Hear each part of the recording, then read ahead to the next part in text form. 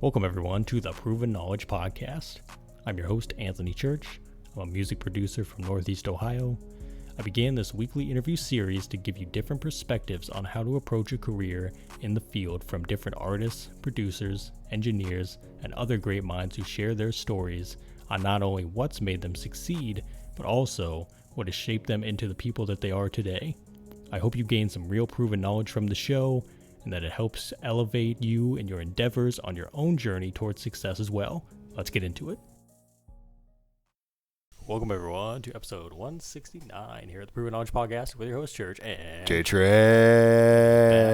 once again, two, ladies and gentlemen. Yes. We did, when was that, 2021? Yeah, 2020. End of 2021?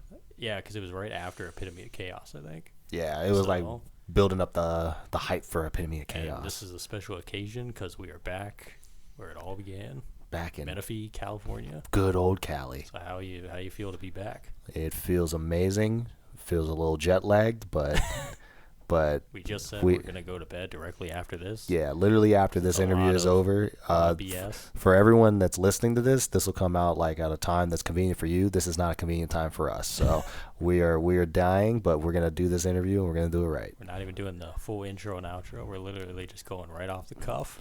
We want to go to bed. But last time, I forget, because like I said, last time, like Epitome of Chaos, we recapped that.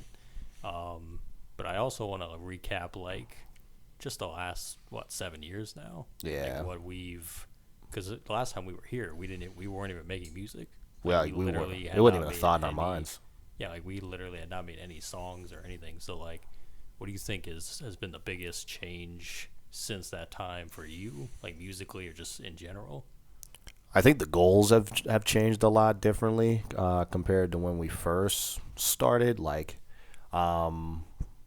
because like we've done a lot of music and we've done a lot of albums, we've done features, we've done the whole nine with making EPs. So like, and I think the goal for me at first was just to be a rapper, but now it's kind of transcended to where I want to work on other aspects of music and like do my part in other parts of music. So I think the growth that like I've seen is like going from just being a full-on artist to just being a part of the overall experience with music, and like watching videos, learning and practicing on how to do production, do engineering, do the whole nine like that. Yeah. So I think that in the 7 years, like it's kind of been a growth period of like, learning as much as you can about one craft and then like maneuvering into another craft.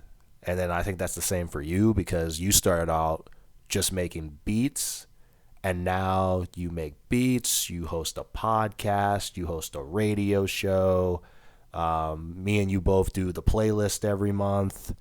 Just different avenues. Yeah. Of music. Yeah, like connecting with people. Yeah, like we just like we do different things. Like, and I think that's like something when we first started this, like when we were here last time, it was just let's make music and let's just. We didn't know like the details of like how difficult it was, but then like the different ways you could also be involved too. Yeah, like because we changed a lot since then, because like even streaming was just beginning at that time. Yeah. So like think about what it was back then.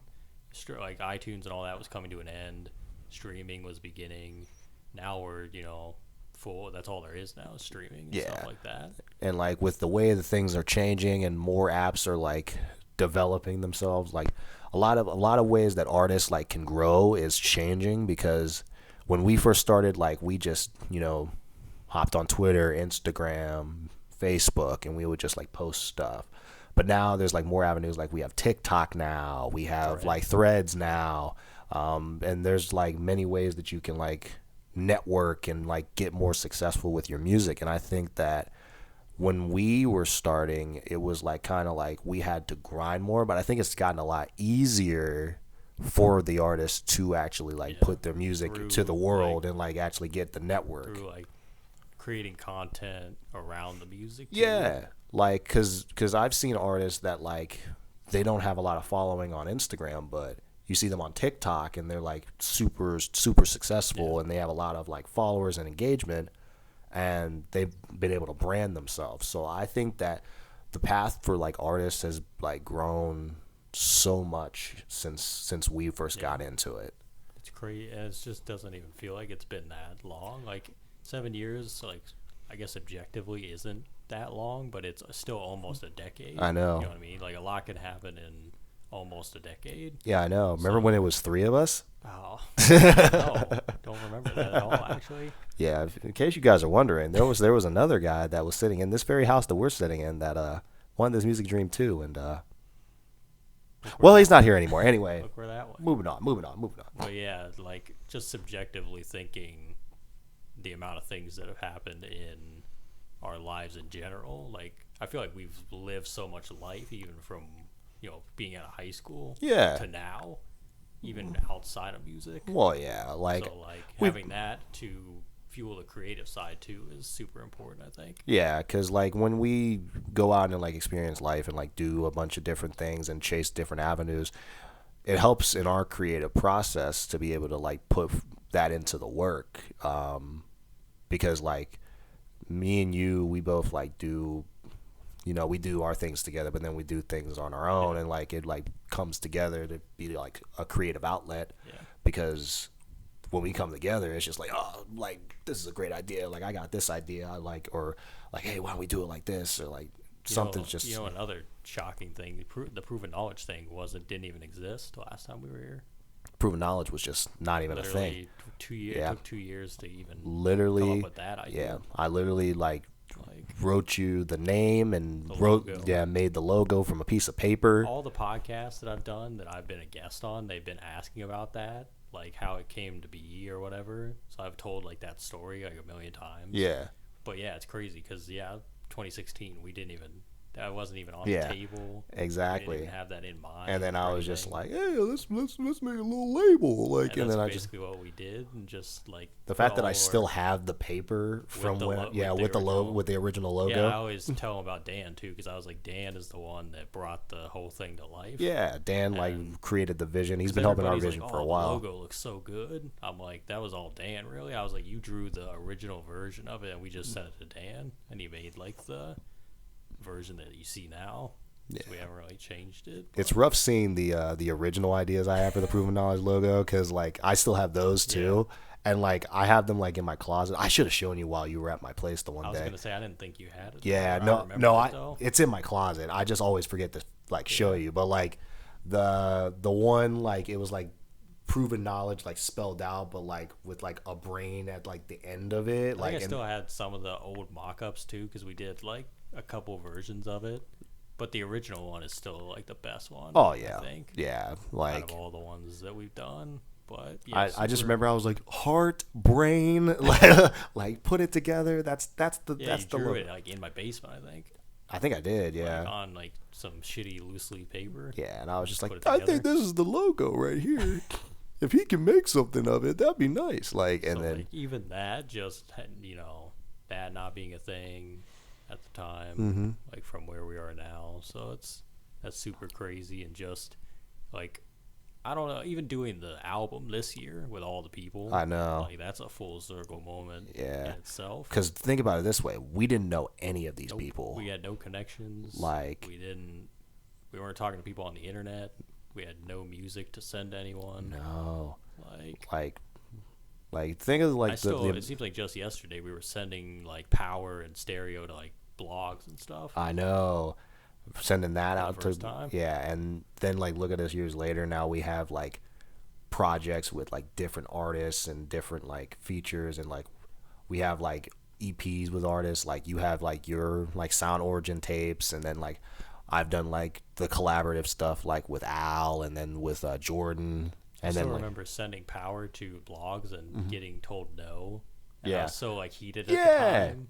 But now I look back and I'm like, well, yeah, it wasn't that good. And honestly, like...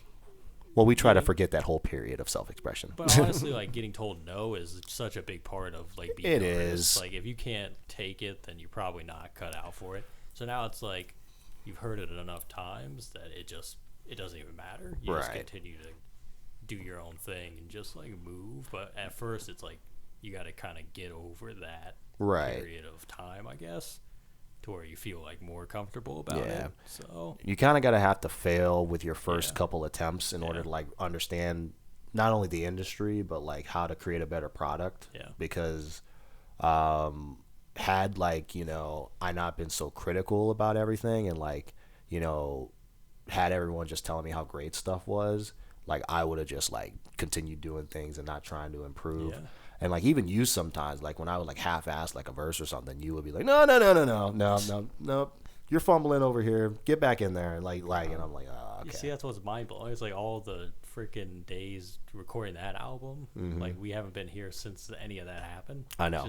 It's insane. Like last time we were here, we were recording a song with Al, and it was horrible. and fast forward 7 years later, you have all your projects. I have all my projects. We have a Proven Knowledge project coming out. We have my next project coming out. You have like another beat tape that's coming out. I was gonna say I have like the next like 3 instrumental projects at this point. So like there's too much, and like we've gotten better with like other stuff. Like I've gotten good with like videography and like filming stuff, and like you've been like really good at getting the audio quality like a lot better for like not only your interviews but like for the artists that you work with, including me. And like we've leveled up so much from that point. What because obviously like your next project is pretty much done. We've had it done for a while. Yeah, it's been done for a minute. So like what can we reveal to people? Well, what we can reveal to the people is that you know what? I'm changing it up a little bit. I'm not hiding the album title anymore. Like, you know what? It's called Blackout. That's what the album's called. It's called the Blackout album. It's a treat. That's what I'll give to the people. That's what I'll tell them. Because like here's what I want to do with this. Because I feel like every album that me and you do, like with me, we always are just like, oh, we gotta hold the title. We gotta like, you know, build the suspense. Like this time around, I kind of just want to like create like a theme with the album and like, you know, just like have it be a moniker. So like for the next like year, like obviously like we got the Proven Knowledge tape coming out before this, but what I want to do is I just want to like have a bunch of material for Blackout that's just like ready to go. And like, you know, it's like Blackout coming soon. Blackout like a movie trailer. Like I put like the video out, and like me and you are obviously going to be recording stuff here soon for it, but like I want it to be like a sensation of like a big event or like a movie coming out,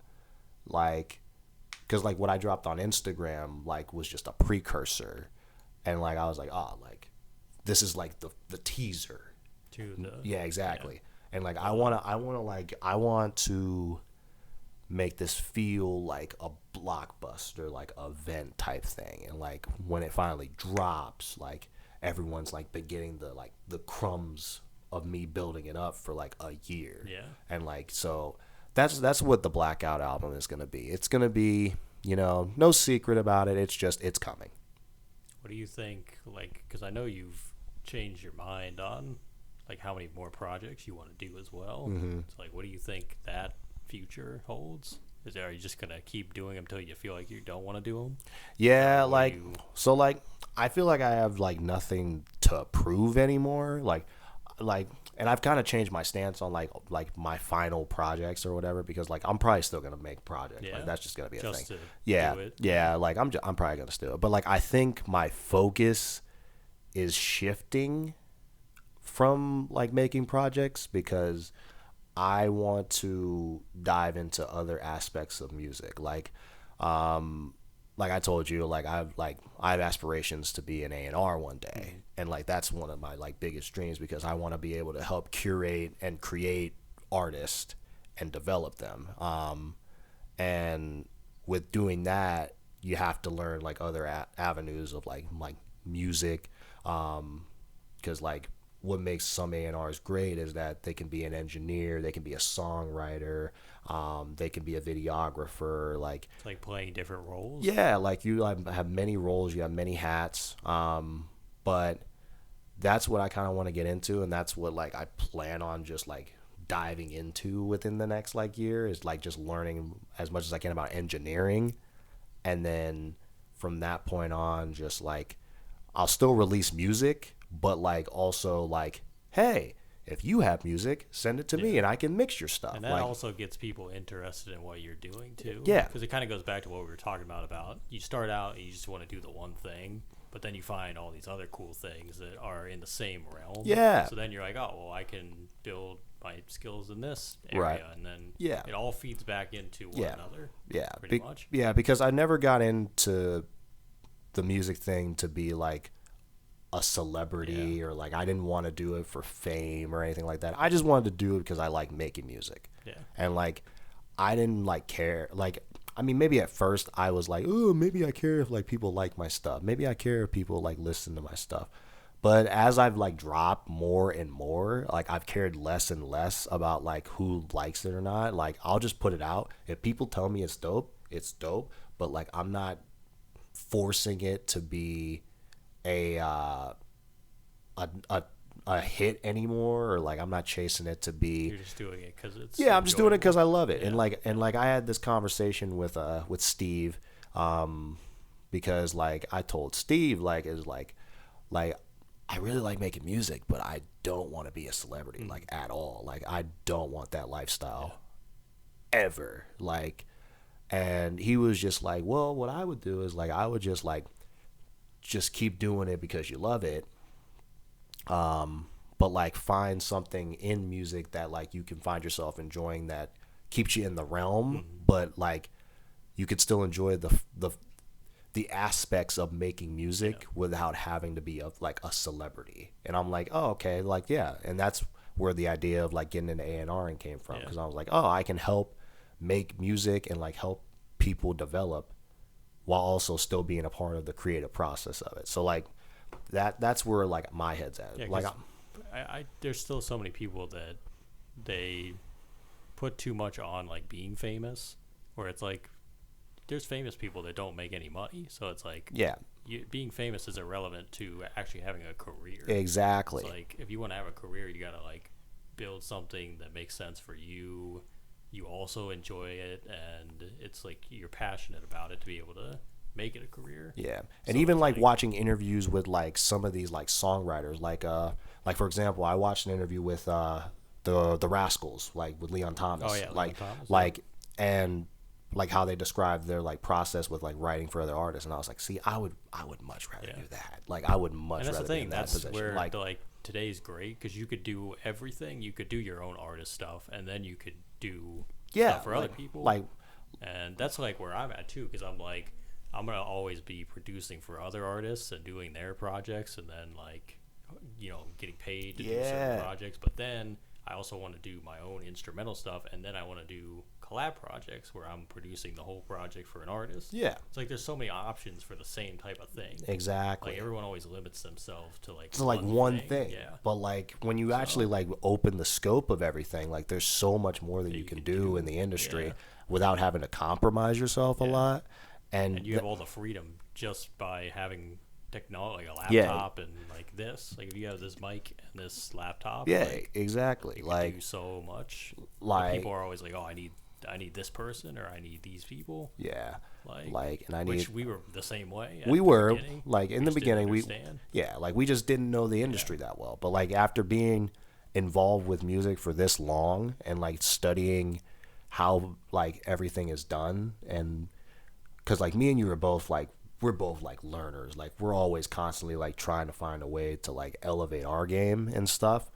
And like I feel like ever since we started getting into music, like we've learned more and more about the industry and more about the game, to the point where like we can make decisions like what we're making right now. We're like you can like produce for people and like make your own music on the time and not have to like compromise yourself. But like, and then there's like me, like where like I started out, I wanted to be like this like famous rapper. But now I'm just like, oh, I'd rather just like make songs for people and like, you know, have fun just making music, like, and that's just my life, like, and that's like something that we wouldn't have came to had we not like worked for years and then like just studied the game. Stages exactly. Like conclusion.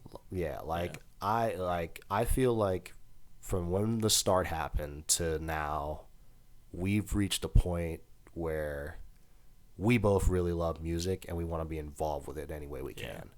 I feel like that's just our end goal, our mission statement. That's just what we're designed to do. And I think it stresses you out too when you like have these strict goals and you're like, oh, I didn't meet them in this amount of time. Yeah. So now I'm just fucking depressed or whatever. Yeah. It's like, well, it's not the end of the world. No. You know what I mean? Well, like no one reaches their goals at a certain time period. Like some of the most successful people didn't peak until like later on in life. So like I don't get the whole.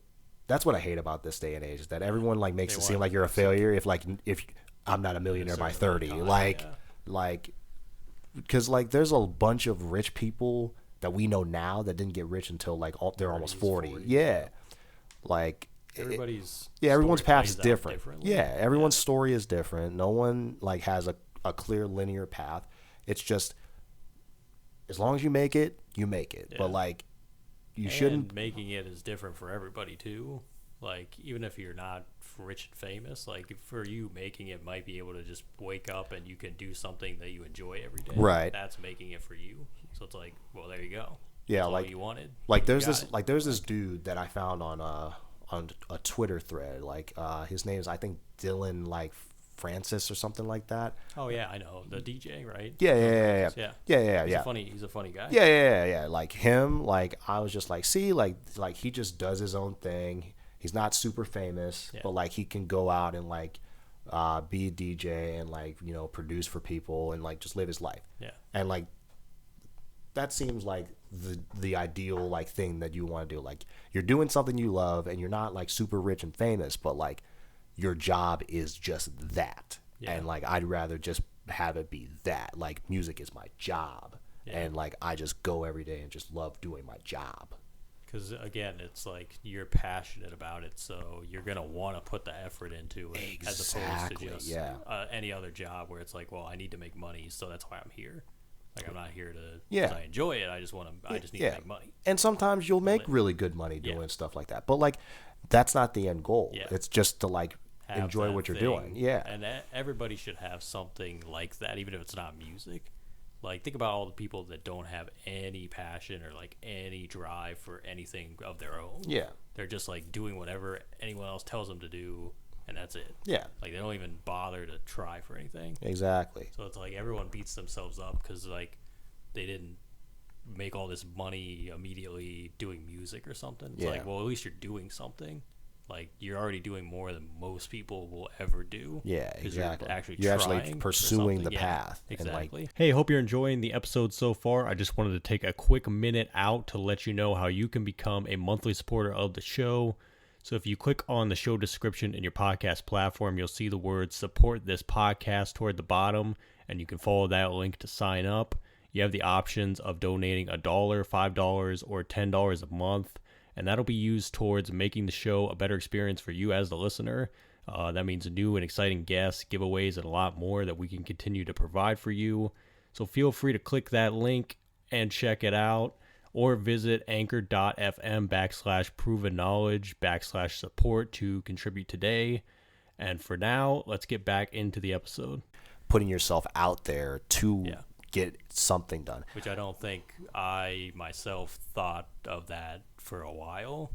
Like, it took me a while to get to that point, to have that understanding that, like, just being able to do it every day is the real goal. Yeah. Like, no, I feel you on that. That's my thing is, like, at the end of the day, I want to end up where I wake up and I work on stuff for music. Yeah. And that's just my job. That's my life. Like, I don't want to wake up and, like, be working a regular 9 to 5. Like, I would just much rather, like, hey, I'm going to go into the studio, lock in, and just work. And you get, like, 100% of your time to do what you want to do. Yeah, exactly. Or at least like be able to do it consistently, and it frees up other things in your life as well. Yeah. Because like I feel like when you have the 9 to 5 and then you also have music, then you also have everything else, it's a lot harder. It's to like all jumbled together. Yeah, like yeah. you have way too much on your plate, and you're just like struggling to get by. Yeah, and you're just struggling all the time. Yeah. Versus like, hey, like I have one job and I like go in and I enjoy it, and I have the freedom to do other things alongside of it. Yeah, exactly. Because like I could like go in and like write stuff for people or work on stuff for people, and then like go on ahead and I'm just like, hey, on the side I want to be like a DJ, and like I'll just DJ events, and then on top of that, like, hey, like I'll go film like music videos for people, like, and you could just create yourself a whole revenue of like opportunity with that. Outside of that. Yeah, so like it's like this is like what I would much rather do than like just working a regular 9 to 5 where I clock in, sit there and just wait for the time to be over and then get out and get paid. And it's great that we have all these resources now to do it like easier. Like it makes it a lot easier than it probably would have been 10, 15 years ago. Yeah. Like even when like me and you got into music together, like 2005, 6, somewhere in there. Yeah, like, somewhere in you know there. how hard it was to even like do any of that stuff. Like you couldn't do a lot of that stuff at the time. Exactly. Because there wasn't the technology to like be accessible to everybody. Now it's like it's so much easier, but people still view it in these old-fashioned ways. Like there's only like this one thing that they saw that it works. But yeah, it's interesting stuff to kind of like break down and just like figure it out for like the individuals, because it's like we said, it's different for every person. Yeah, everyone's like got their own path, their own journey that they got to go on. But as far as like, because I always do the advice, we probably did the advice thing last time too, but what do you think, like 7 years ago when you were here the first time, what do you think you would have done differently, like moving forward, knowing what you know now? Like, is there anything, or you just would have kept kind of the same? I think so. Here's something that I would like definitely tell myself back when we first started. Is like I would say, don't put too much pressure on yourself for everything to be perfect.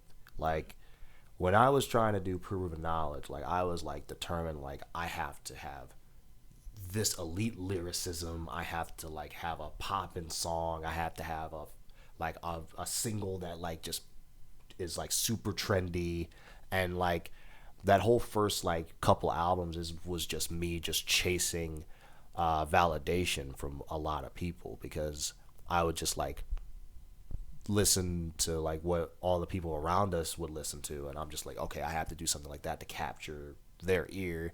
And when Self-Expression came out, it kind of like boosted the ego a little bit, because then I had people flooding my DMs telling me like, oh, I love the project's great, project's amazing. You're all liars, by the way. But and that like, you know, boosted my ego a lot, because it made me feel like, okay, well, this is what they want from me, this is what they're going to expect from me, I have to keep doing it like that.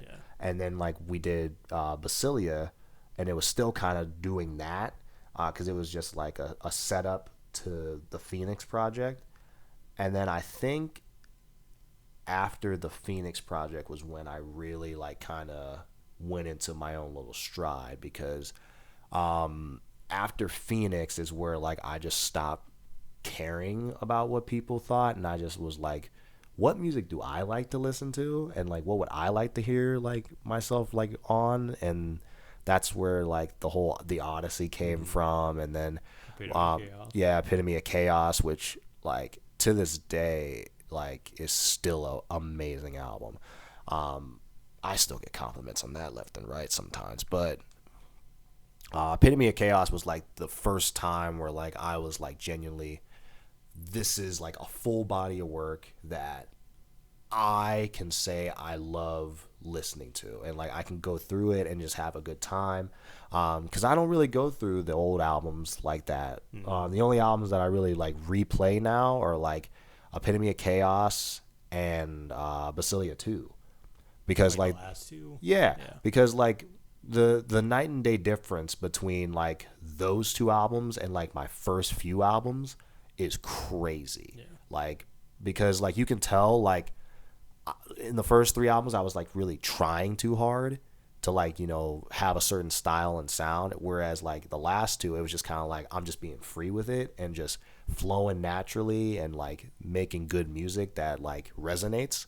And like even Basilia 2, like it was just a fun thing to make, and like it was just like put together well to the point where like I was just like, yeah, we gotta get some features on this, and this is amazing. And then boom, it turned out to be a really great like project, and with a great compilation of songs.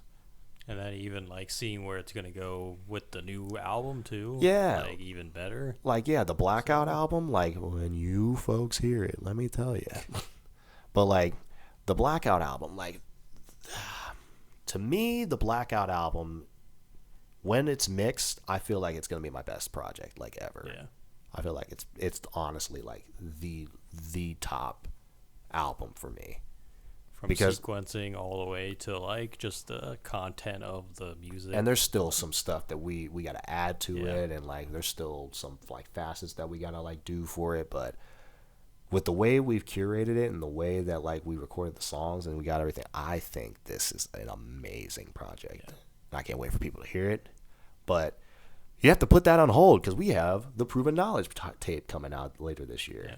Which is almost done as well. Yeah, almost done. 3 songs to go. Only got a few songs to mix. How are your thoughts on that though? Like the Proven Knowledge I can't believe tape. we even got anyone to be involved at all. To be honest, like it was like even last summer we announced and we were looking for people. I was like, this is gonna take fucking forever. Yeah. Like, because I just know how that goes when you got that many people in the mix. Mm-hmm. You got to get everybody's approval.